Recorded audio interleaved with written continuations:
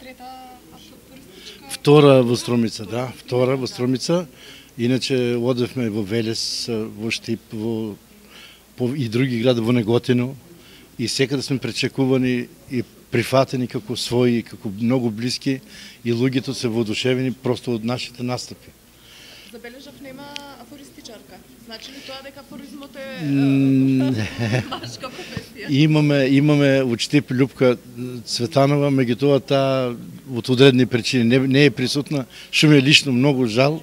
Таа е една исто многу виспрена, многу плодна афористичарка, може да во идниот наш настап тука ќе биде присутна. Кажете ми за афоризмот, дали е гумата спасување во овие времиња во кои што живееме? Јас мислам дека афоризмот е тренд, ги одразува состојбите во севкупниот живот, и во политичкиот, и во општествениот, и во личниот, во семејниот и така натаму, како што можете да слушнете афоризми, има една плејада од сите области на животот. И јас сум среќен што соработам со вакви луѓе како што нашите струмички афористичари, па сега збогатени сме со новиот наш пријател од Делчево, од Кочани, така да сметам дека афоризмот има и днина во мојата. Јас пишувам, обично ме прашуваат колку време пишуваш, пишувам откако знам за себе, откако се описменив.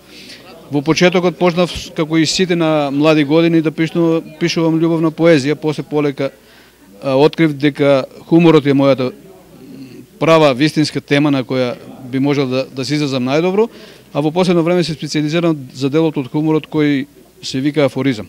Афоризмот е најкратка форма на изразување во хуморот, меѓутоа тоа не значи дека е најлесна. Напротив, тоа е најтешка форма, бидејќи преку афоризмот во неколку реченици или дури во една реченица треба да раскажеш една цела вистина.